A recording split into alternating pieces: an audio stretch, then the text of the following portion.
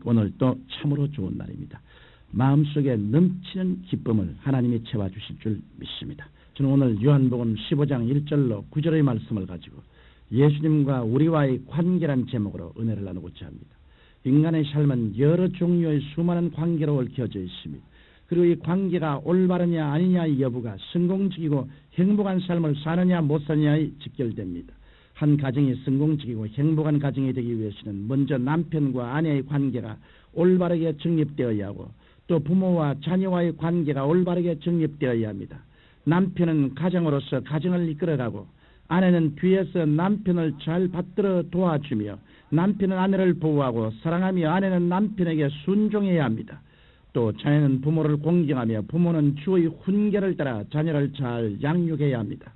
그런데 요사이 남편과 아내의 역할이 거꾸로 되어서 아내가 생활의 주도권을 잡고 남편이 아내의 보호를 받으며 끌려가는 생활을 하는 가정들이 있습니다. 이와 같은 가정에서 남편은 남편대로 가정에서 주도권을 잃어버리므로 열등감과 좌절의식에 빠져 허덕이게 되고 아내는 아내대로 불만과 고통으로 가득 차게 되는 것입니다. 이런 가정은 정상적인 가정이 아닐 뿐 아니라 행복한 가정이 될 수 없습니다. 신앙생활에 있어서도 마찬가지입니다. 성공적이고 행복한 신앙생활을 하려면 신앙생활의 모든 관계가 올바르게 정립되어야 합니다. 신앙생활에는 여러 관계가 있지만 가장 중요한 관계는 예수님과 우리 자신과의 관계인 것입니다. 우리가 목사님과의 관계도 중요시해야 하고 성도들 간의 관계도 중요시해야 하지만 무엇보다도 중요시해야 하는 것은 예수님과의 관계인 것입니다. 그러므로 신앙생활에서 젖과 꿀이라는 축복을 누리며 영원한 천국의 믿음과 소망과 사랑이 가득 차게 되려면 먼저 예수님과의 관계가 올바르게 정립되어야 합니다. 그러면 우리는 예수님과의 어떤 관계를 맺으며 신앙생활을 해야 할까요? 첫째로 예수님과 우리와의 관계는 포도나무와 가지와의 관계인 것입니다. 가지는 포도나무에 붙어서 포도나무로부터 물과 양분을 공급받고 잎과 꽃을 피우며 열매를 맺습니다. 그리고 포도나무가 가지를 지탱하여 붙잡아주고 있지 가지가 포도나무를 지탱하고 붙잡아주지는 않습니다. 가지를 잘라버려도 포도나무는 살지만 포도나무를 잘라버리면 가지는 죽고 마는 것입니다. 그러므로 포도나무가 주체가 되고 가지는 주체에 붙어있는 종속체에 불과합니다. 이와 같이 예수님과 우리와의 관계는 주님이 주체가 되시고 우리는 주님께 붙어있는 종속체가 되는 주종관계를 이루면서 하나로 형성된 신비한 연합관계입니다. 이 관계는 에베소서 1장 22절로 23절에서 머리와 몸의 관계로 비유되어 있습니다. 예수님이 머리가 되시고 우리는 그의 지체가 되어 전체적으로 한 몸을 이룹니다. 우리의 머리는 우리 몸 전체를 주관하고 지휘합니다. 우리가 앉고 일었으며 오고 가는 것을 우리 몸이 결정하지 않고 오직 머리가 몸 전체를 지휘합니다. 몸은 머리가 명하여 가르치는 대로 순종할 따름인 것입니다. 그런데 우리는 그리스도의 몸된 지체인데도 불구하고 머리 대신 예수님을 앞질러 가려는 경향이 있습니다. 중국 내지선교의 위대한 성공을 거둔 허드슨 테일러 목사님도 한때 이런 실수를 경험했습니다. 허드슨 테일러 목사님은 중국 내륙 지방의 선교에 소명을 받으신 후 혼신의 힘을 기울여 복음을 전했습니다.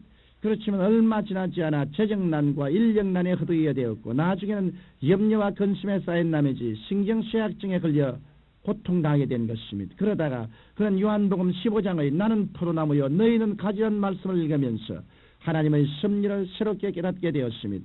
예수님께서 포도나무여 나는 가지인데 내가 먼저 나서서 열매를 맺으려고 애쓰고 이렇게 고생을 하게 되었구나. 주님께서 나를 중국으로 보내셨으니 틀림없이 여기에서 열매를 맺게 해주실 것이다. 이런 생각이 들자 허드슨 테일러 목사님은 즉시 자신의 불신앙을 회개하고 하나님을 전폭적으로 의지하고 모든 문제를 맡겼습니다. 그 결과 중국 내지선교에 큰 성공을 거둘 수 있었던 것입니다. 그러므로 우리는 스스로의 힘과 의지로 신앙생활을 이끌어 나가려고 애쓰므로 낭패와 실망을 당하지 말고 우리의 주인 되시는 주님을 항상 바라보고 전적으로 의지해야 할 것입니다. 둘째로 예수님과 우리의 관계는 예수님께서 능동적으로 은혜와 축복을 우리에게 주시고 우리는 그 은혜와 축복을 받아들일 수밖에 없는 수동적인 관계입니다. 예수님께서는 우리를 사랑하시는 크나큰 사랑으로 십자가에 못 박여 죽어서 우리의 모든 허물과 죄를 청산하셨습니다. 그래서 우리가 예수님 앞으로 나오면 예수님의 사랑을 받고 구원의 은총과 축복을 누리게 됩니다. 병들고 고통받는 자는 치료함과 평안을 얻고 헐벗고 굶주리며 가난한 자들에게는 부여와 축복이 임하게 되는 것입니다. 성경 고린도후서 8장 9절에는 우리 주 예수 그리스도의 은혜를 너희가 알거니와 부유하신 자로서 너희를 위하여 가난하게 되시면 그의 가난하심을 인하여 너희로 부유케 하려 하심이라고 말씀하고 있습니다. 그뿐 아니라 우리는 기도함으로 범사의 성령님의 인도를 받아 범사에 형통하는 은총 속에 살고 우리의 앞날에 하나님의 영광을 받을 수 있는 믿음을 가져야 할 것인 것입니다. 오늘날 세상의 종교들이 크게 잘못된 것은 하나님의 구원해 주시는 은혜를 받으려 하지 않고 인간의 도덕적 선행이나 종교적 의식에 의해서 구원을 능동적으로 획득하려는 데 있습니다. 그러나 하나님께서는 인간이 스스로의 힘으로는 구원받을 수 없음을 명백히 하시고 친히 구원의 길을 만들어 놓으셨습니다. 그러므로 이제 우리는 우리 자신의 힘으로 구원을 획득하려고 애쓸 필요가 없습니다. 다만 우리는 예수님의 대속하신 은혜를 믿음과 사랑으로 감사함으로 받아들이기만 하면 됩니다. 이와 같이 예수님과 우리의 관계는 주고받는 관계에 있는 것입니다. 셋째로 우리가 예수님과의 올바른 관계를 유지하려면 하나님에 대한 우리의 의무를 다해야 합니다. 하나님께서는 우리들에게 선택의 자유의지를 주셨습니다. 그러므로 우리가 예수님과의 관계를 올바르게 알고 우리의 의무를 다할 때 주님께서 우리 가운데 계속 역사하실 수 있습니다. 먼저 우리에게는 순종의 의무가 있습니다. 비록 괴로울지라도 내게 손해가 난다고 생각할지라도 우리는 하나님께 순종해야 할 것입니다. 또한 우리에게는 헌신의 의무가 있습니다. 우리에게는 영과 마음과 몸을 주의 재난에 드려서 주님을 영화롭게 하기 위해서 사는 헌신의 의무가 있는 것입니다. 그리고 우리에게는 충성의 의무가 있습니다. 한번 주님을 따르기로 작정했으면 좋을 때나 어려울 때나 충성해야 합니다. 주님께서는 우리가 죽도록 충성하기를 원하시고 계십니다. 나아가서 우리는 하나님의 은혜와 축복을 감사해야 합니다. 성경에는 감사로 제사를 드리는 자에게 하나님의 구원으로 보이시겠다고 약속하고 있습니다.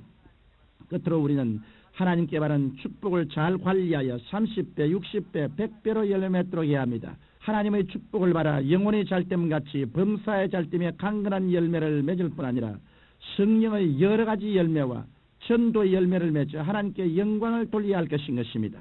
청취자 여러분, 성공적인 신앙생활을 하려면 먼저 예수님과 올바른 관계를 맺어야 합니다. 예수님과 우리 그리스도인과의 관계는 포도나무와 가지의 관계요, 머리와 몸의 관계요, 예수님께서는 은혜와 축복을 내려주시고 우리는 그것을 받아들일 수밖에 없는 것입니다.